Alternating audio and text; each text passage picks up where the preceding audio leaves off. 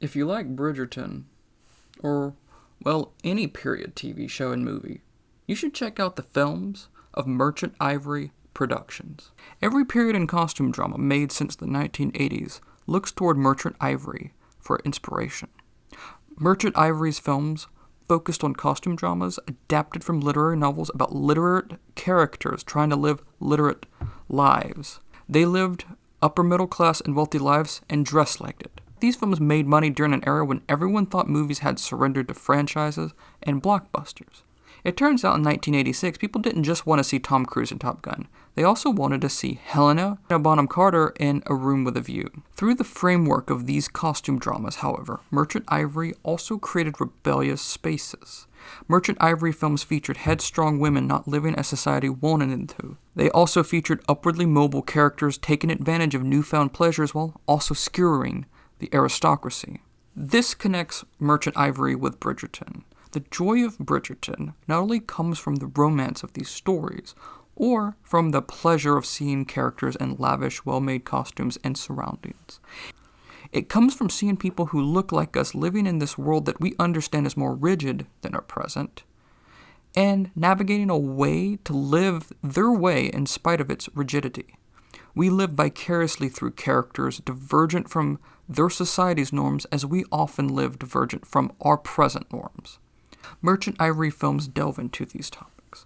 Their movies feature characters in rigid and constraining times, yet finding a way to live their unique life. It's the filmmaker's way of allowing people who do not feel free to live as themselves a narrative space that allows them happiness regardless of circumstance. Ismail Merchant and James Ivory were life partners as well as work partners.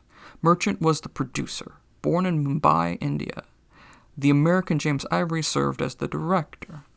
This partnership began when the two first met in the early 1960s and collaborated on their first features, The Householder and Shakespeare Walla, with their longtime screenwriting partner, the German-born Ruth Prara-Jamvala. Ivory and Merchant lived a life together during a time still uncertain how two men in love could live their lives. While their working relationship is best known for lush period pieces, their first films focused on Indian set stories. Merchant pivoted when he saw how masterpiece theater became popular in the United States during the 1970s. Merchant Ivory were independent filmmakers throughout their partnership. They made films that made money because they made films on a budget.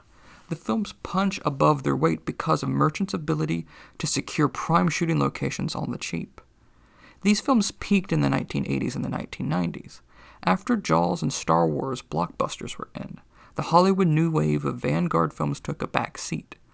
Independent films from filmmakers like Jim Jarmusch and Spike Lee started very locally in places like New York, but would not become more prevalent until the 1990s.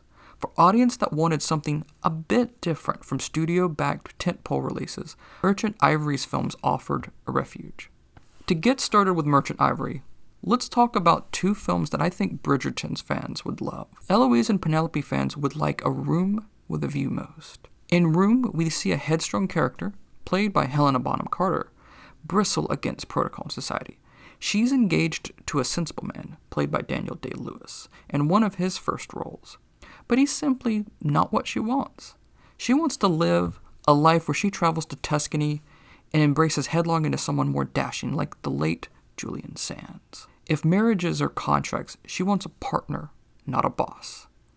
A Room with a View became a Merchant Ivory breakthrough, grossing more than $20 million on a $3 million budget. Even the Puccini-inspired soundtrack sold 100,000 copies. For fans of Benedict, try the 1987 film Morris. In 1987, Merchant and Ivory adapted E.M. Forster's posthumous novel, a novel about a gay man in Edwardian Britain finding love. During this challenging time, where HIV/AIDS devastated LGBTQ communities and stoked homophobic fears, Morris came out and not only showed LGBTQ characters living their life, but living their life without tragedy.